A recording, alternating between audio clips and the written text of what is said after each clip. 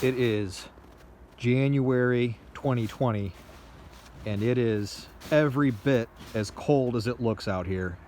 So let's reminisce about the warm weather chases we had last year.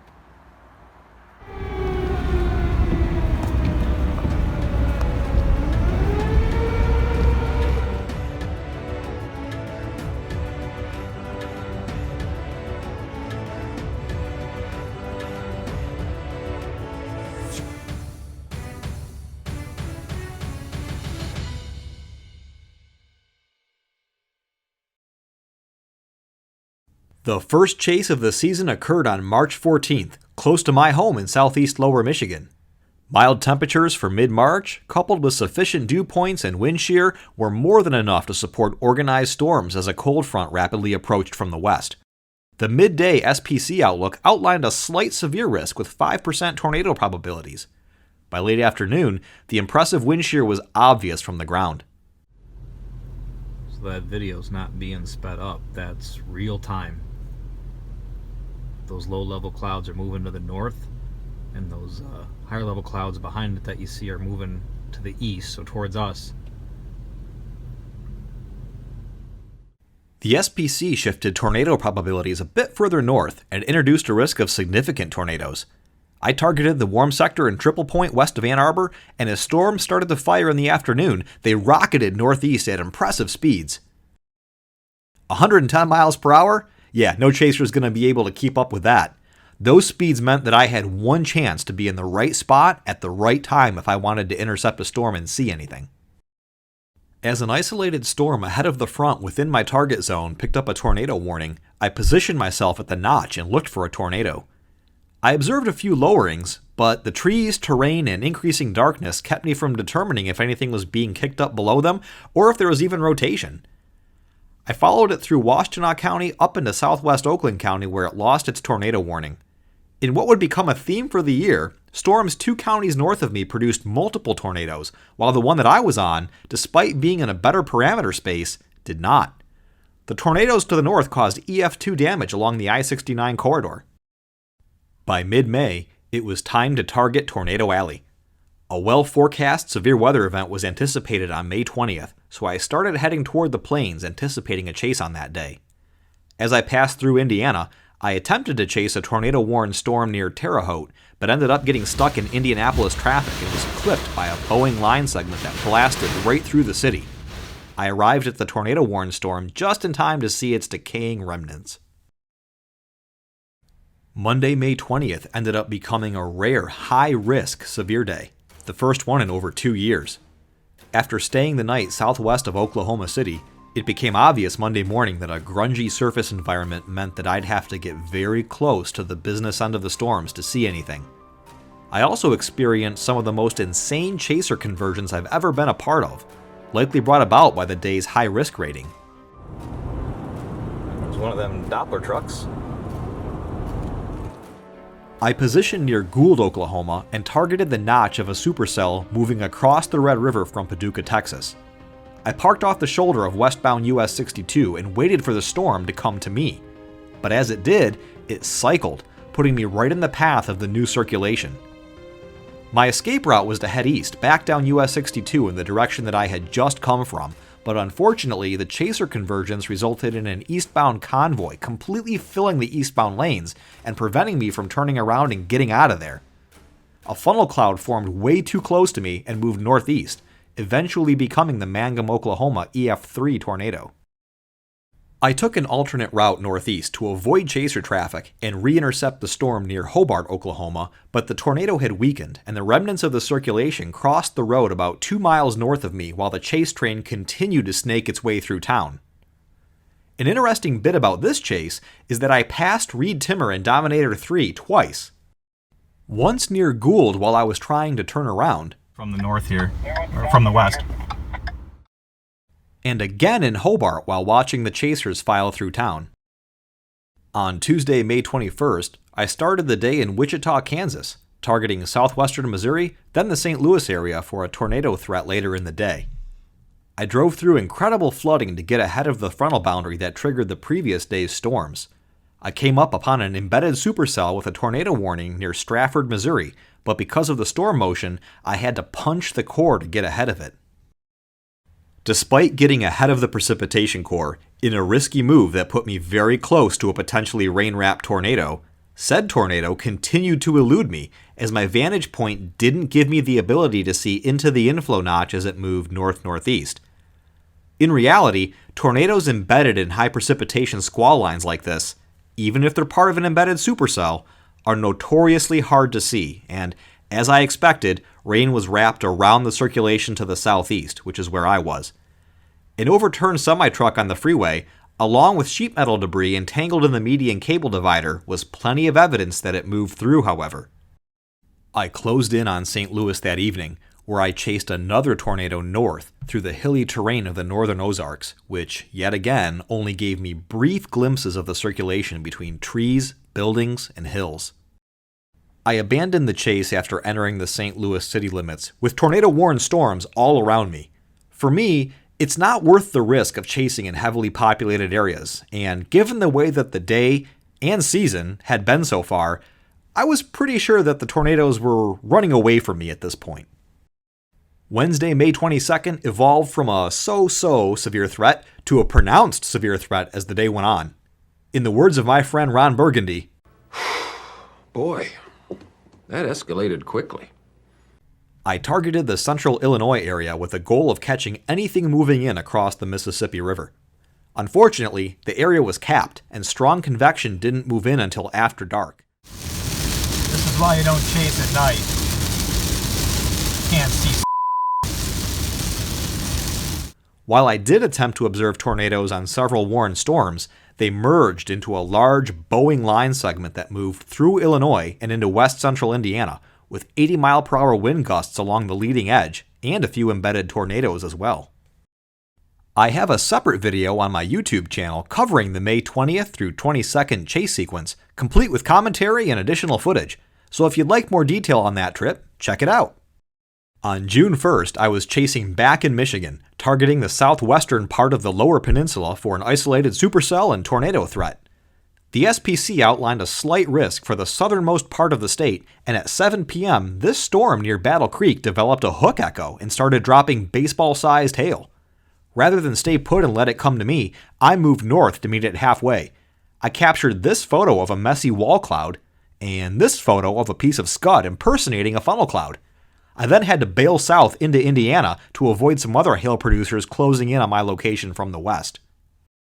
On June 24th, it was down to Ohio, where an isolated tornado threat existed within a larger area under the gun of general severe weather. I targeted Chillicothe, Ohio as a staging area. The soundings and weather models suggested an incrementally higher probability for tornadoes, but they kept pushing that threat area further southeast. This presented a small problem. Yeah, this probably isn't the best chasing environment. Wouldn't be able to see a tornado coming until it was right on top of me.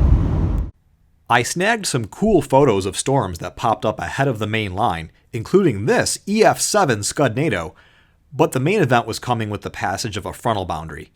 I decided to grab some dinner quickly before they started the fire, which is essentially an unspoken chaser curse guaranteeing a tornado warning as soon as you take your first bite. And it happened, albeit about 3 bites in. A radar-indicated tornado warning popped up just south of where I was, which looked like an inflow-based embedded circulation, or swirly as I call them, that was forming at a kink at the top of a bulging line segment. This is a common location for mesovortex tornadoes to develop within squall lines. I decided to head south to check it out, since there were no other spotters in the area. By the way, if you value your expensive chasing electronics, don't put your half-finished Chipotle carryout container on top of them. Don't ask me how I know. As had been my luck all season, the swirly stopped swirling as I approached, and the warning was dropped. The main threat was very much to the southeast, as evidenced by the tornado that popped up about 35 minutes later near the town of Tornado, West Virginia. I packed it up and headed back home, but my route took me through Dayton, where an EF4 tornado had moved through just a few weeks prior. The damage there was still fresh and unbelievable.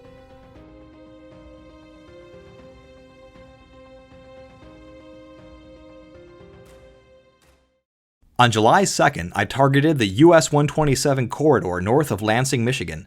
The SPC outlined a marginal risk for severe activity, but models showed an increased potential for rotating storms, riding a warm front with minimal convective inhibition, followed up by a trough which itself had a potential for some gusty straight-line winds. These gust fronts can sometimes generate gorgeous shelf clouds and roll clouds, so I attempted to meet the frontal boundary north of Lansing and see if I could at least take some shelfies. A few popcorn storms fired up here and there within the open warm sector, but distances can be deceiving. This storm was over 85 miles away, in northern Ohio. The first storm to fire along the frontal boundary popped up to my northwest and rode the front east-southeast, putting an intercept near the town of St. John's. It picked up a severe thunderstorm warning for some gusty winds, but looked like it had some broad cyclonic rotation beneath a scuddy updraft base. Currently looking west-southwest from St. John's. Formerly severe warning storm. It's a little lowering here. Had a little bit of spinning action. Let's see if I can go get a better view on this. Current time is 4:58.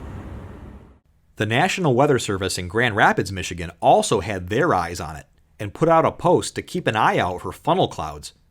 Once I got to a better vantage point, I could easily pick out a well-defined wall cloud, but no funnels poked out from below it, at least not that I could see. I followed the storm along the frontal boundary, trying to keep a visual on the wall cloud and updraft base as it headed into a favorable parameter space.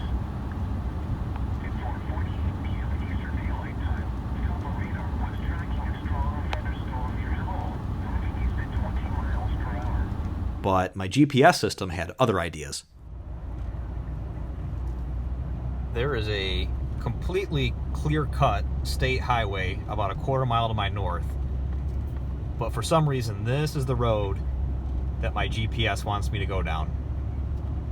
And if you've watched any of my other videos on chasing, you know how much I love hills and trees when it comes to being able to see a wall cloud that's also just to my left. Thanks, GPS.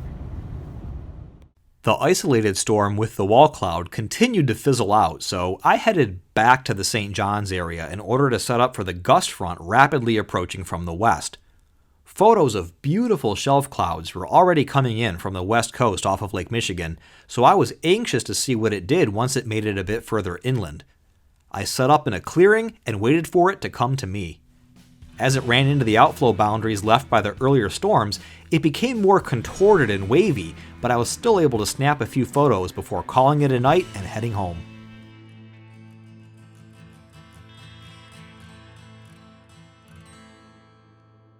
A few days later, on July 6th, an isolated storm with broad cyclonic rotation popped up near the Detroit metro area, and while low-level moisture was being ingested into a scuddy updraft, rotation was too broad for anything photogenic, so that was the end of that.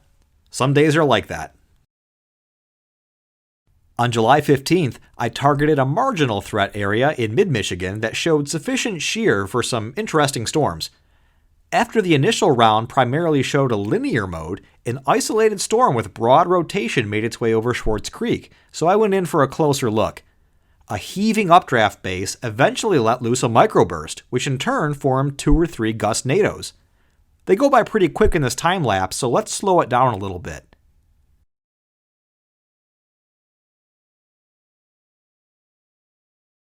See them?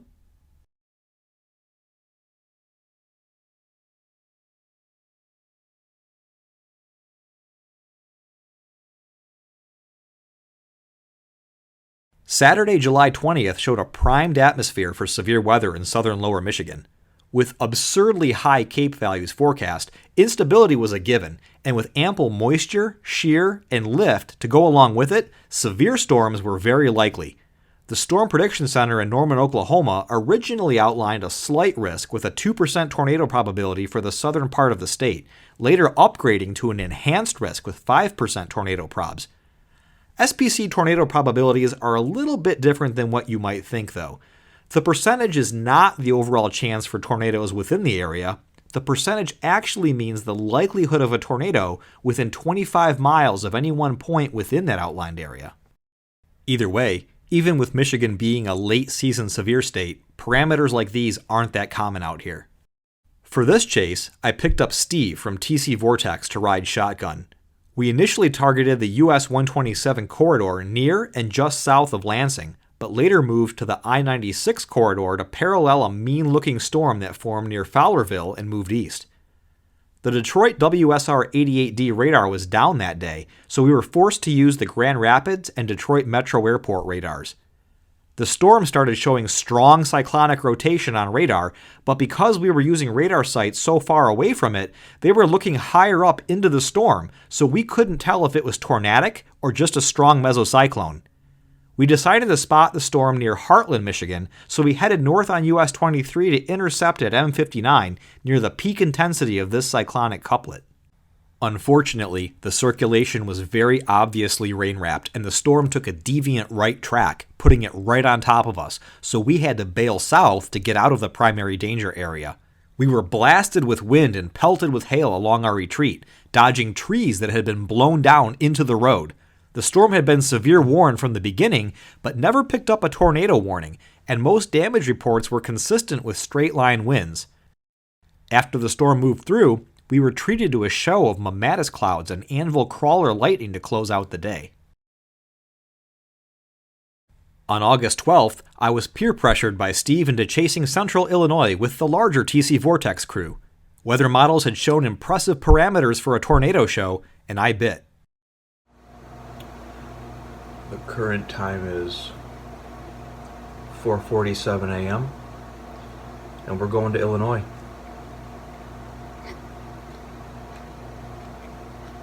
After the 5.5-hour drive, we all met up near LaSalle, Illinois, and reviewed the data.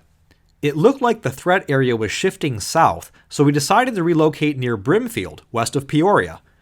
While we waited in a primed atmosphere, the small showers that we saw popping up on radar weren't actually showers. They were low precipitation or LP supercells. We booked it south to stay out of their path, just in case they decided to get meaner as they moved into a better environment for development. Unfortunately, the upper-level winds were ripping the storms apart as soon as they got tall enough, limiting the amount of growing that they could do. The TC Vortex guys had already left that supercell, but I was able to capture this time-lapse shot near Oak Hill, clearly showing the mesocyclone or rotating updraft, which is what defines a storm as a supercell. Another supercell then popped up closer to where we had come from, back in Brimfield. All right, here's the next one. Just north of the last supercell. This is a developing one. Well-defined little wall cloud down there. Let's go get it. The sun was setting, so I raced back north to intercept it before it got dark. I caught back up with the TC Vortex crew, and we didn't know it at the time, but this storm would become the star of the show. If you've watched other chasing videos, you may have come across Skip Talbot's excellent video series on storm spotting secrets, where he gives in-depth lessons on storm structure. One of the features he points out is called the horseshoe, which is when the rain-free updraft base under the mesocyclone takes on a horseshoe-like appearance when the rear flank downdraft, or RFD, cuts into it, which is appropriately called an RFD cut. This horseshoe corresponds to the area of a hook echo on a supercell thunderstorm's radar signature. Tornadoes often form on the northern edge of the horseshoe.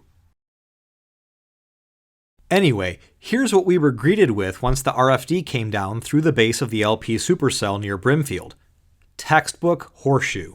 That area of clear sky where the RFD is coming out is referred to as the clear slot, and the tornado, if it was going to form, would likely do so along the edge of the horseshoe farthest away from me here, adjacent to the clear slot. This time-lapse video shows a tightening updraft area right before my camera falls off its dash mount. Let's slow it down. This is the area I'd suspect a tornado to form in, but it didn't. This is a major research question for meteorologists. Why do some supercells produce tornadoes and others, like this one, do not? What made this storm special was its benign behavior, which is not normal for supercell thunderstorms. Even on supercells that don't produce tornadoes, large hail and violent RFD winds are usually expected in the area of the horseshoe. But this storm exhibited neither of those things.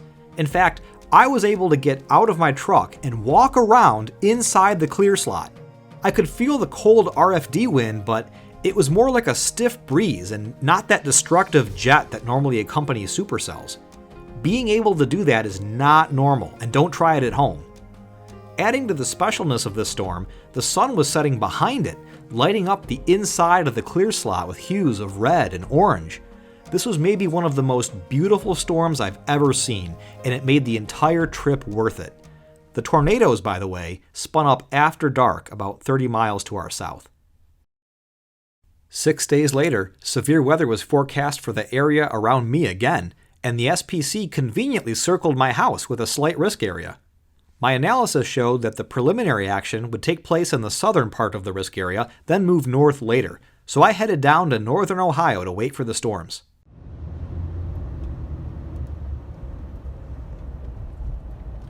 We have determined that to be a lie. An early storm sped out in front of the main event, and I was able to capture this anticyclonic inflow swirly under the cloud base. Angry-looking clouds taunted me as I moved into the area with the greatest instability, and I set up west of Findlay to observe a severe thunderstorm with broad rotation over open country. The warm inflow howled over me and my truck as I watched.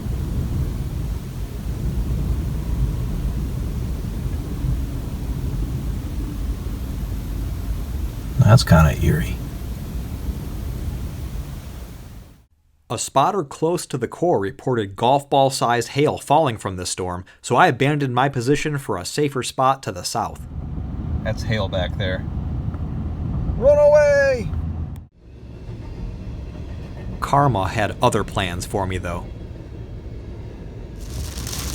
Oh man, here it comes. You can see it. It's like a white wall.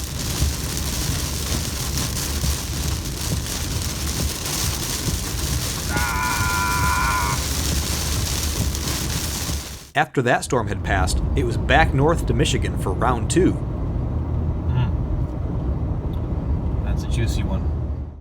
Despite catching another inflow eddy, the later storms were pretty uneventful.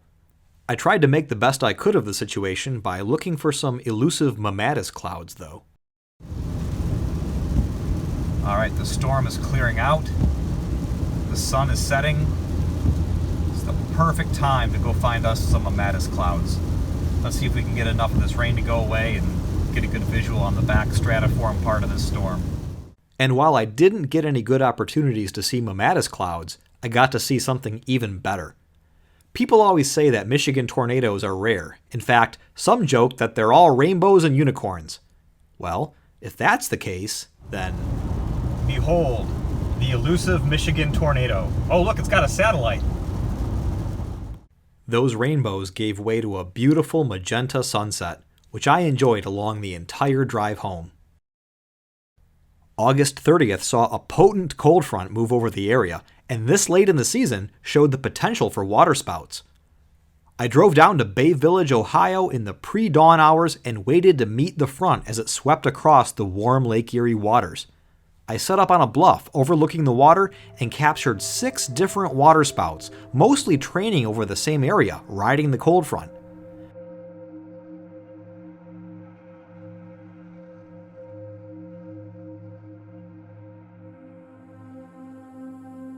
Because fair weather waterspouts like these form bottom up, seeing a funnel at the cloud base means the circulation extends all the way to the water, even if you don't see a condensed tube reaching all the way down. The week of September 8th saw 3 different significant severe weather days back home in Michigan. But there was one small issue. So it is Tuesday, September 10th, 2019, and right now there are tornado-warned supercells moving through my neck of the woods back home in Michigan. And I'm 1,200 miles away in Denver, Colorado. Between the frustration of missing out and the potential for active weather in northeast Colorado, I lost all self-control, rented a car, and went out chasing after my obligations on Wednesday, September 11th. I caught up to a monster hail-producing supercell east of the Denver airport, and I followed it through the open country of Weld County and east to the Nebraska state line. Look at that. Look at that hail core.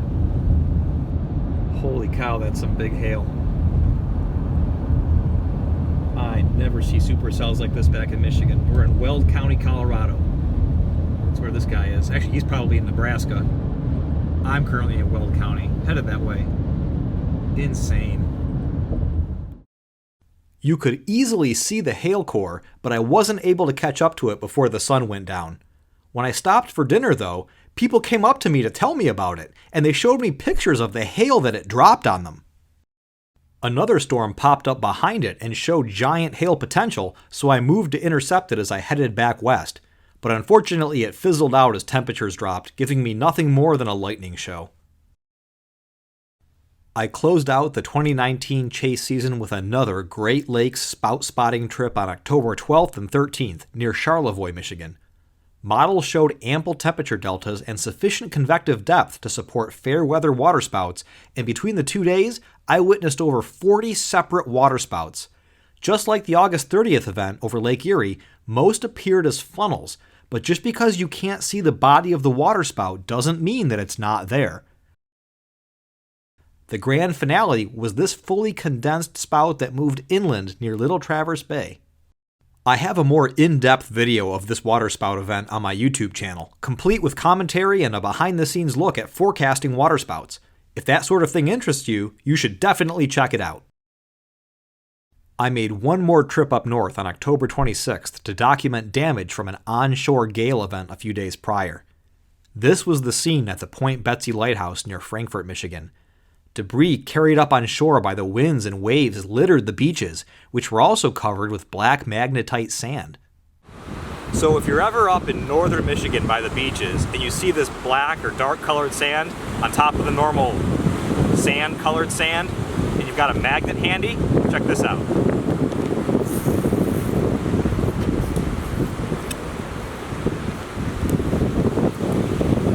It's magnetic. And that takes us to now, the middle of winter. I'd like to thank my friends who talked me into sharing my storm chasing adventures online. This is the first year I've done it. I'd also like to thank all of you who've tuned in to see them. I'm already gearing up for spring storm season, and I hope that you'll follow me on my adventures in 2020. You can find me on Facebook, YouTube, and a few other socials at Watch Chris Chase. Be sure to stop in and say hi. Until then, thanks for watching and stay safe.